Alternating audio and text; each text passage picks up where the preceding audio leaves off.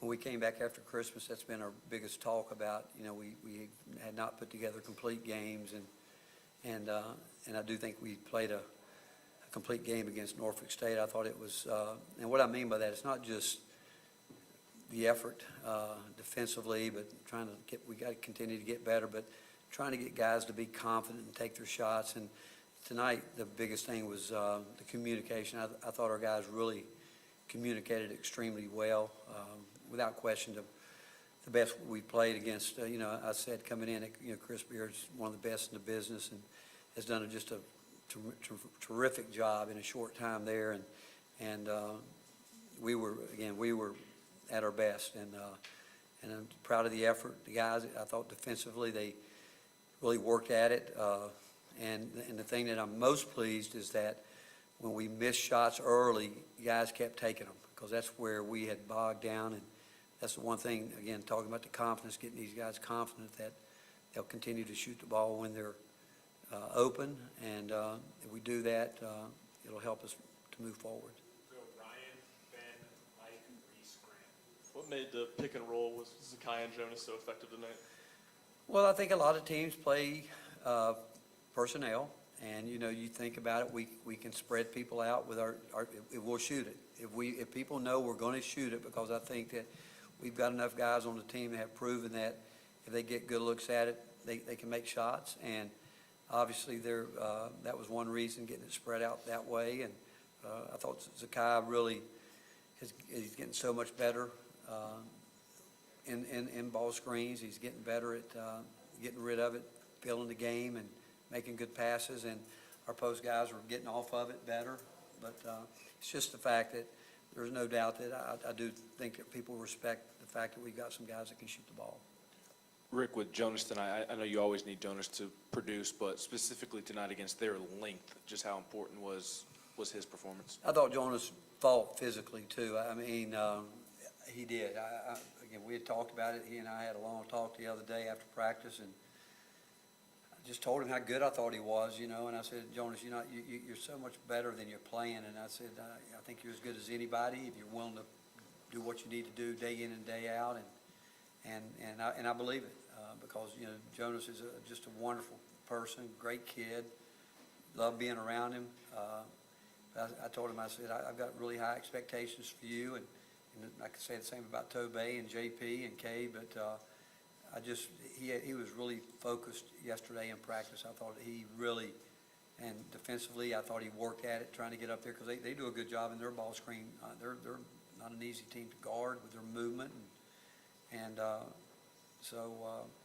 but it wasn't just what he did with scoring, but rebounding. But I thought it was him really trying to escort his man up to the screen and trying to make plays up there. You've said similar things about Jonas a few times, trying to get him to believe in how good he is. Why is that message just now starting to set in, and what's it going to look like when it fully does? Well, first of all, and I will tell you, I told him this, it's hard to play this game the right way day in and day out. But where he wants to go, you've got to do that, and I think he does. But it's hard. What we ask these guys to do day in and day out, and how we've tried to build this team, is hard. I think in the locker room after the game tonight, I asked our younger guys, I said, you guys didn't play. At some point in time this year, we're going to need you. But what did you learn from this game? And they all had a comment about, how hard, physical it was. They talked about how you have to sustain play and can't let up. And once those guys continue to do that, they're going to help us, those young guys. But I think I'd go back to Jonas. It's the same thing, knowing how hard it is night in and night out. And when you put up numbers like this, it gets harder. But that's what makes you get better. That's what sharpens you. Talking about iron sharpening iron. When you get good and people come at you every night, you either embrace that challenge or you're going to take one step forward, two steps back. Coach, in the back here, how much confidence have you seen in Jemai Mashack's jump shot, and how have you seen his offensive game evolve? Well, I've said many times, and I've spent, and I tell Shaq this all the time, I have invested a lot of time in him because I love him to death. And, he's totally has remade his shot, spent time doing it. He's got to continue. He's still not there with it. But with that said, I've also told him, you don't have to make a shot. You're an elite defender if you want to do that. That's got to be your calling card. And I actually said to him last night in front of the team, I said, now we better know what we're good at. You better know what your role is on this team. And he came in, and when he's open and has rhythm, we want him to shoot the ball.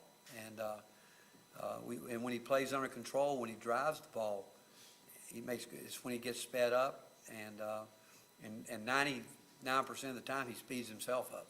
It's not the defense, but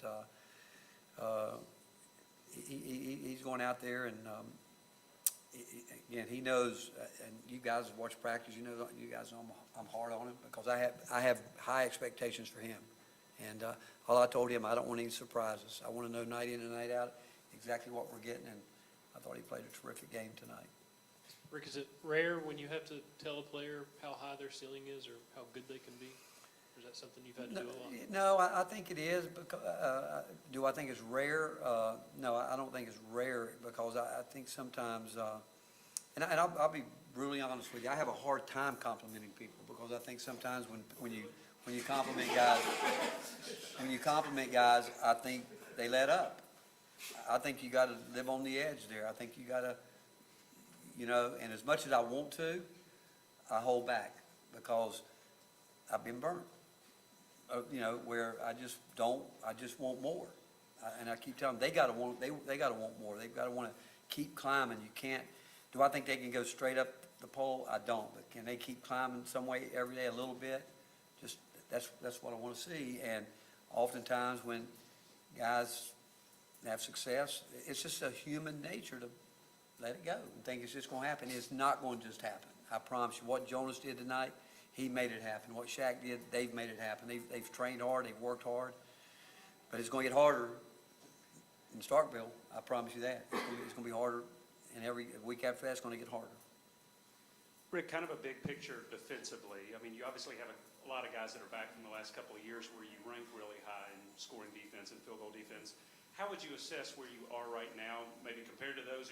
Are there some things you do better defensively, or are there some things you do not as well defensively compared to the last year or two? Well, I told the guys tonight, I didn't think and again, as a coaching staff, we've got tremendous confidence in our guys fixing things out there. Their preparation is, they understand how big that can be for them. And again, our coaches do a great job with the scouts. But like tonight, I kept telling them during timeout, you guys, we got to adjust our defense. They're just isolating, putting their head down. We're letting them get down. We want to try to get them into long possessions if we can. We had to lead. Let's not let them come down and score quickly. And I thought we stayed stretched out a little bit. I thought we were, again, probably concerned about giving up a three because they started the game trying to hit us with this hammer on the backside to skip it and take advantage of our help defense. And you know what? It's that much. It's just that much space on the floor you got to cover. And but overall, the older guys, we know going forward that we want Jordan Gainey to get there, and he's trying. Dalton, is Dalton going to get to where these guys are in a year? Probably not, but he is working at it, trying to get better. And our younger guys, there's no doubt that since Christmas, Freddie and Cam and JP and Kate have improved defensively. And but when I showed them tape last night of practicing against each other, there's a difference, and they said it tonight, is sustaining it. And that's where we got to get them to help us. And they will. They'll get there. We'll get them there. But again, we've worked hard at trying to guard our own man. We've worked, schemes. We try to figure out I thought our Jonas and Tobey tonight did as good a job with their defense, escorting their man out to the screen, where we were trying to put a hard hit on the ball up there. And that's not easy for those guys to go down and back out. But if they don't do the work early at the rim, they come up, and when you play against a team that's got the ability to get downhill on you, it's tough. But those guys, you can look at, that doesn't show up in this stuff, but that's where they did a great job tonight, really escorting the screener up to the screen. Rick, it's never really been easier for kids to want to transfer and go do something else, and obviously kids do that, but how much harder is it than it used to be to get a kid like Mashack to maybe stay and embrace a role that is not as big as it could be at other places and be such an important member of a team? Well, I think it's a real compliment to his family and who he is. I mean, he's a fighter, he always has been, and they've never wanted him to have something he didn't earn. He came here and he's learned a lot. And again, I think he's going to, if he will just continue to understand the game and truly understand what God has gifted him with, an incredible ability to defend. And he competes. I mean, and those are talents, hard work, competing, all that's talent. And a work ethic. I mean, that's a talent. It really is. But you go back and you look at our team, and again, you guys have watched us practice. I mean, those older guys pretty much bring that every day. And but I think it goes back to his family. They never asked for anything other than for him to have a chance and to get better and coach him hard and help him improve, and he's doing it. Rick, how pleased were you with the 19 offensive rebounds tonight turning into 22 second chance points, especially Ole Miss only had, I believe, 4 offensive rebounds in that same category? Well, again, we got a bunch of them there on that one, I think 3 or 4 there late in the game, where we're just trying to, again, get it over with and work finish the game the way it should be finished. But it goes back. It's important as a coaching staff, and we preach to our guys, take your shots and let's go rebound it. Let's go get it.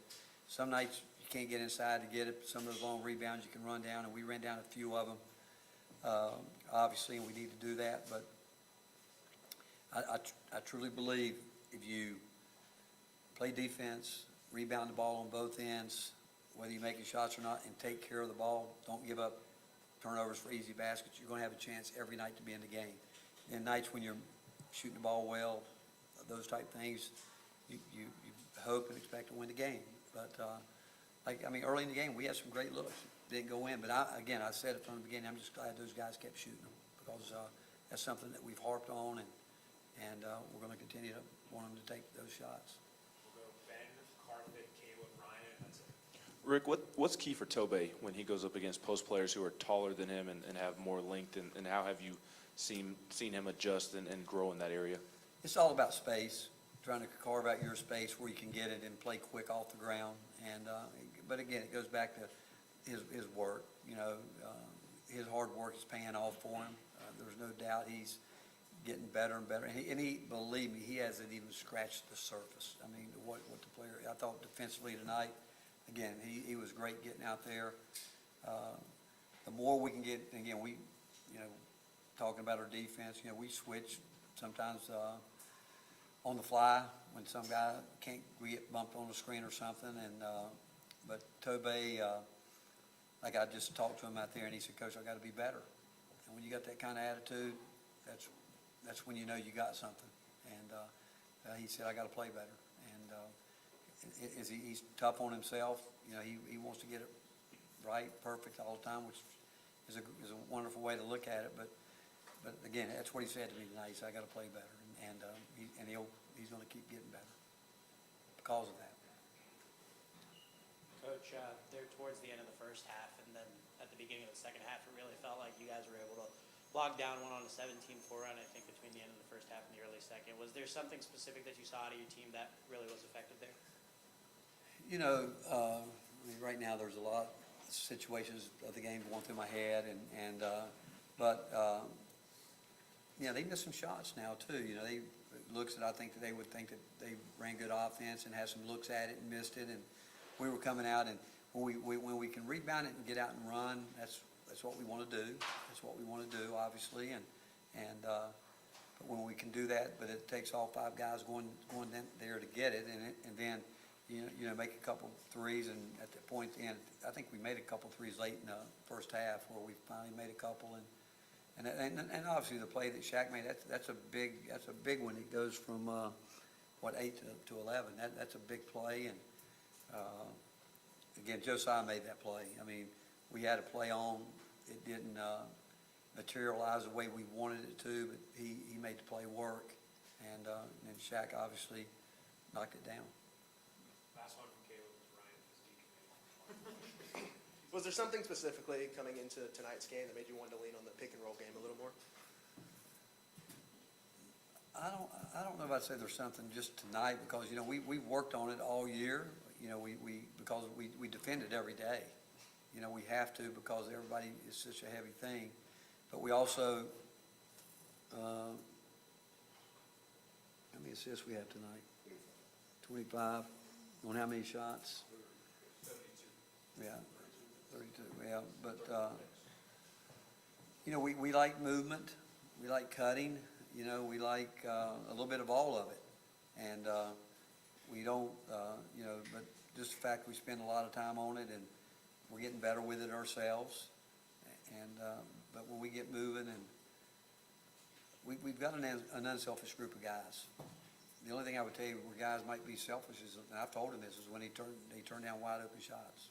We got to shoot it, and it's, you know, I want to score every time, and I sit there and talk to myself, when are we going to make a shot? But I know it's the right shot. You know, I know it's the right play. Again, I don't have my glasses on, but what do we shoot from the three? What do we end up shooting percentage-wise? 37%. And think about it, we started the game, I think we missed a bunch to start with. But again, that's probably pleases me as much as anything, that we didn't put it away and we kept taking those shots. Thank you, Coach. All right, thank you, guys.